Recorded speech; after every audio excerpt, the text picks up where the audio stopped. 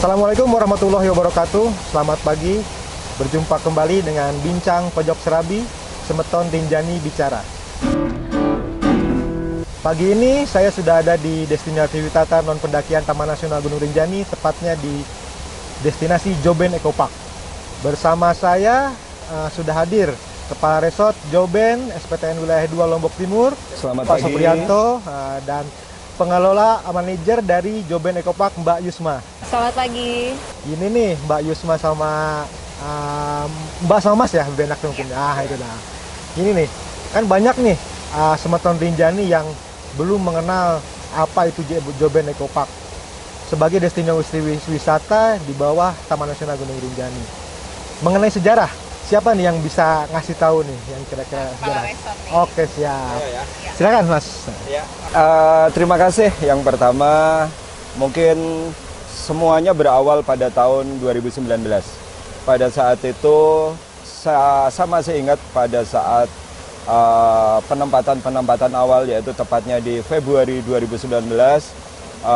Dengan penempatan awal itu kami melakukan pendekatan ke beberapa masyarakat karena sebagai pegawai baru yang bertugas di Resort Joben, kami melakukan pendekatan ke masyarakat. Jadi Mas Supri ini pertama bertugas di Joben ini tahun 2019? 2019-nya. Sehingga untuk memulai sebuah pekerjaan yang nyata, tentunya kami harus berkolaborasi, berkoordinasi dengan beberapa pihak. Nah, di sana saya diketemukan sama sosok yang namanya Karti. Nah, di sana saya berusaha untuk memperbanyak mendengar, sehingga di sana saya memperoleh beberapa kesimpulan yang saya peroleh. Di sini saya menyimpulkan bahwa di sini ada salah satu objek wisata, yaitu namanya Otak Kokok Gading, di mana selama semakin tahun, semakin kesini gitu kan, itu jumlah kunjungannya semakin berkurang. Hal ini setelah kami analisa, kami amati, salah satunya adalah penyebab pengunjung berkurang adalah dengan atraksinya yang semakin hari semakin lama, bagi pengunjung itu dirasakan monoton, jenuh ya, sehingga hanya identik dengan permandian. Nah, sehingga Bentar dulu, Otak Koko ini hanya pemandian saja atau ada khas lainnya yang mungkin teman-teman Semeton Rinjani ada yang belum tahu tentang Otak Koko? awalnya mungkin Otak Kokok hanya lebih terkenal kepada wisata pemandian berupa permandian wisata pengobatan tadi, yang Otak Kokok sama yang namanya kolam renang. Nah, di sana dari tahun ke tahun selalu itu, sehingga mungkin bagi pengunjung itu atraksinya terlalu monoton. Sehingga yang kami pernah dengar dari beberapa masyarakat bahwa semakin hari bahwa tingkat kunjungan itu semakin berkurang. Sehingga di sana saya menyimpulkan bahwa perlu adanya diversifikasi atraksi kegiatan. Awal mulanya di situ. Nah, setelah saya menyimpulkan seperti itu, kami memulai bersama salah satu kelompok yang ada di Resort Joben, yaitu namanya kelompok masyarakat peduli hutan Sadar Lestari, di mana kelompok ini berdiri pada tahun 2011.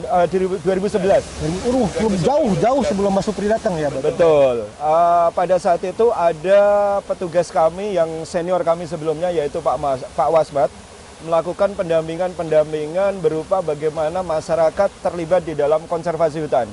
Jadi bisa saya katakan kerjaannya bagaimana menjaga hutan, mereboisasi hutan, sehingga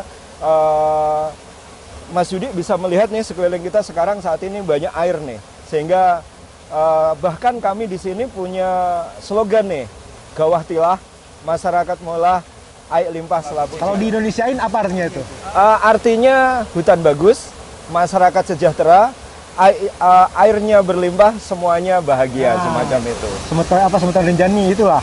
Slogan ternyata di Joben ini punya slogan tadi, Gawah Tilah, Masyarakat Molah, air limpah, selaput Cigah. Selaput Cigah itu semua senang sepertinya begitu ya? Iya, seperti itu ya. Itu tuh Semeton Rinjani. Oke. Berangkat dari itu, kami bersama kawan-kawan di Resort Joben, tim Resort Joben berpikiran sudah saatnya nih menyambung dengan apa yang dihadapin oleh Otak Kokok Joben destinasi tadi, kita perlu membuat suatu terobosan. Bagaimana harapannya pengunjung semakin banyak datang dan memberikan manfaat yang jauh lebih besar kepada masyarakat sekitar. Karena sejauh ini yang kami lihat saat itu, keterlibatan masyarakat hanya bergerak di bidang penyedia makanan saja. Nah, berawal dari itu, mungkin di situ ada permandian dan sekelilingnya ada hutan. Kita berangkat dari pemikiran sederhana. Ada hutan, ada landscape yang begitu luar biasa menurut kami, sehingga awal mulanya kami bilang camping, ya kan? Nah, awal mulanya pada saat kami mencetuskan program itu, kami sadar bahwa masyarakat yang kami dampingin bisa dikatakan pemahaman di tingkat wisatanya, bisa dikatakan masih rendah banget, gitu kan? Tapi kami bersama rekan-rekan di Resort Joben ini secara sabar melakukan pendampingan, mulai dari 2019 kami melakukan penataan kecil dan hasilnya luar biasa. Dengan adanya camping di Joben Eco Park, terus melalui kegiatan-kegiatan obon, ternyata di luar ekspektasi. Tingkat kunjungannya begitu banyak. Seperti itu. Antusias pengunjung bertambah ya seolah-olah. Betul, dan yang terpenting adalah dengan semakin banyaknya pengunjung ini yang semula masyarakat hanya terlibat di dalam penyediaan jasa berupa penyediaan jasa makanan minuman, sekarang bahkan lebih maju daripada itu. Misalkan sambil contoh sekarang ketika ada kunjungan wisata bagaimana operatornya langsung dari masyarakat sekitar. Bahkan yang luar biasanya lagi nih, teman-teman di Joben Eco Park mempunyai paket yang namanya edukasi konservasi. Jadi pengunjung yang berwisata ke sini tidak hanya dia camping saja, tapi teman-teman di sini kreatif dalam membuat paket-paket program wisata. Jadi pengunjung yang di sini diajak bagaimana terlibat di dalam konservasi dan bagaimana dia belajar langsung ke masyarakat dan mempelajari kearifan-kearifan lokal di masyarakat. Dan itu menurut saya sesuatu yang luar biasa. Ya. Luar biasa. Tadi ada semacam programnya itu, ada edukasi konservasi. Wah, kalau menurut saya itu keren. Ini dari Mbak Yusma sendiri sebagai manajer wisatanya di Joben Eco Park. Kondisi sekarang ini gimana nih?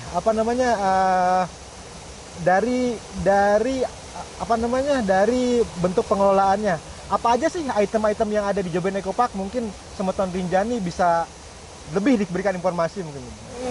Jadi kami konsepnya di Joben Eco Park adalah ekoturism, yaitu wisata berkelanjutan. Nah, jadi selain kita mengajak pengunjung di sini berwisata, kita juga mengajak mereka untuk menjaga kelestarian alam melalui kegiatan edukasi. Nah, jadi kita ada beberapa atraksi wisata yang disiapkan di Joben Eco Park. Yang pertama yang kita utamakan adalah camping dan edukasi konservasi tadi. Edukasi konservasi itu bervariasi. Pertama, kita pusatkan di sekitar Joben Eco Park, tepatnya di kawasan hutan, misalnya belajar tentang pohon. Kemudian mengamati satwa.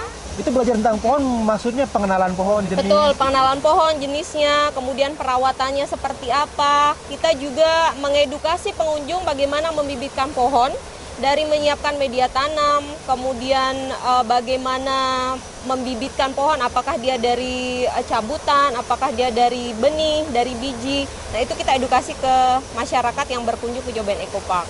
Nah, selain mereka belajar pembibitan, kita juga edukasi mereka cara menanam pohon, supaya pohon yang ditanam tidak hanya ditanam besoknya mati, tapi ketika ditanam ada kemungkinan besar apa yang ditanam ini tumbuh. Adopsi mungkin ya? Atau gimana? Enggak juga? Tidak adopsi, Tidak dia adopsi, di sini semacam namanya terlibat saja, ya. terlibat. Kita namanya programnya Maitri. Ya, Jadi betul, pengunjung betul. datang, kemudian melakukan penanaman, rebuisasi di sepanjang aliran sungai. Itu tentunya dengan jenis-jenis yang diperkenalkan di Taman Nasional ya? Sudah ada pembibitan bibit-bibit pohon tertentu yang bisa ditanam di sini. Nah, selain pembibitan, kemudian penanaman, kita juga ada edukasi ke masyarakat. Misalnya mereka belajar membuat wedang. Wedang itu minuman tradisional. Ya. Jadi mereka bahan baku yang digunakan seperti daun pegagan, kemudian serai, sirih.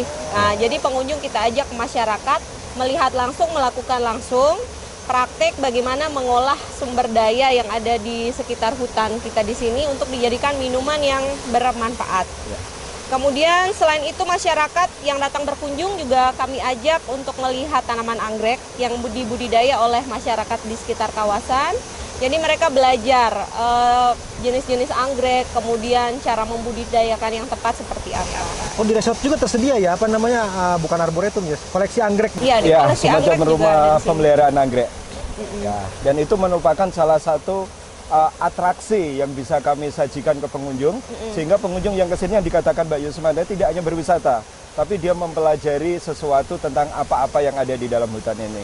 Salah satunya anggrek tadi seperti Ya, itu. jadi intinya sih Joben Eco Park melihat potensi yang dimiliki, kemudian potensi itulah yang kita tawarkan ke pengunjung sebagai atraksi wisata selain camping tadi.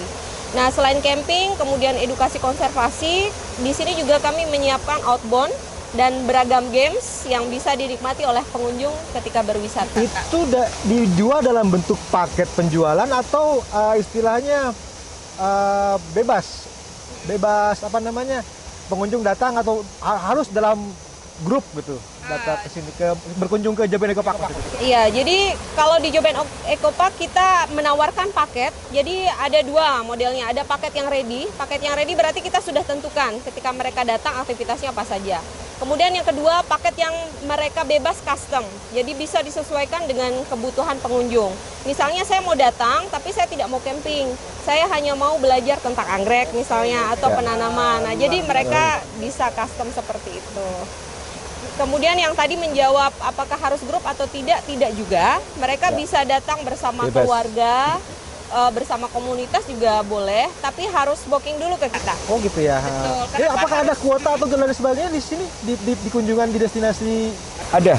Jadi berdasarkan kebijakan Taman Nasional di era pandemi kemarin,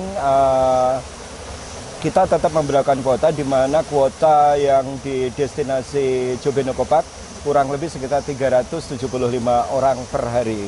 Gitu.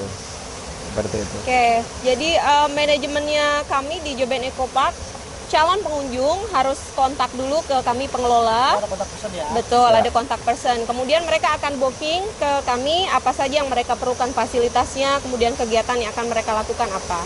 Nah, setelah booking, kemudian biaya segala macam sudah deal, kami akan mempersiapkan apa yang dibutuhkan tamu. Nah, tujuannya untuk booking supaya kami bisa mengontrol kegiatan yang teman-teman pengunjung ini lakukan. Apakah itu memiliki potensi untuk istilahnya apa yang merusak misalnya atau sebagainya. Jadi kami menyesuaikan apa yang boleh dan tidak boleh di dalam kawasan, itulah yang kita kontrol dari kegiatan yang mereka lakukan. Ya, jadi kalau mereka booking, otomatis pelayanan yang kami bisa berikan bisa maksimal. Ya, jadi begini Pak Yudi, bahwa memang dari awal kami dari Resort Joben ini menanamkan sedalam-dalamnya nih kepada kawan-kawan bahwa konsep pengelolaan wisata kita bukan mass tourism, melainkan kita ekowisata, di mana 3 prinsip dasar tadi. Ada namanya konservasi, ada namanya sosial, dan ekonomi. Nah, itu yang memang kami pegang teguh sejauh ini. Alhamdulillah teman-teman sudah memahamin. Bahkan saya katakan sudah selangkah lebih maju dari sebelum-sebelumnya. Luar biasa. Teman-teman, bolehlah berkunjung ke sini. Menarik sekali nih dari keterangan Pak Supri sebagai kepala resort dan Mbak Yusmanya sebagai selaku pengelola Joben Eco Park. Bila mungkin Mbak Yusma bisa menyampaikan nih nomor kontak personnya, mungkin selain nanti tertulis di sini, mungkin Mbak Yusma bisa menyampaikan nomor kontak personnya ini untuk booking ya. Untuk booking kita di kontak person 0831 2927 1515. Dan bagi teman-teman yang berniat untuk datang ke sini bisa cek-cek dulu dokumen-dokumentasi yang kami punya di sosial media. Di Facebook melalui Joben Eco Park dan di Instagram melalui joben.ecopark.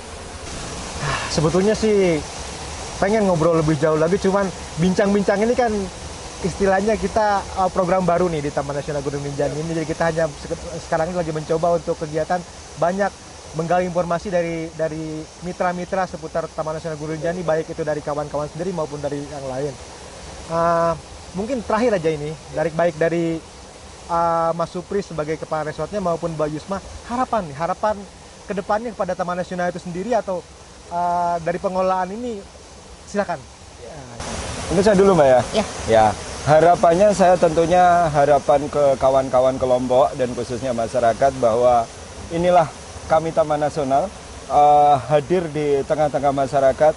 Harapan ke depan kami harapkan masyarakat semakin sadar, ketika saya semakin meningkat nih, khususnya tentang arti pentingnya hutan ini, bahwa dengan adanya hutan ini bisa memberikan manfaat yang begitu besar kepada masyarakat. Ekowisata merupakan salah satu model pemberdayaan masyarakat. Diharapkan memang ke depan tingkat kesadaran masyarakat terhadap konservasi semakin tinggi dan pendapatan masyarakat sekitar semakin naik tanpa harus merubah fungsi dari kawasan hutan itu sendiri. Harapan kami dari Taman Nasional khususnya Resort Juben seperti itu, Mbak.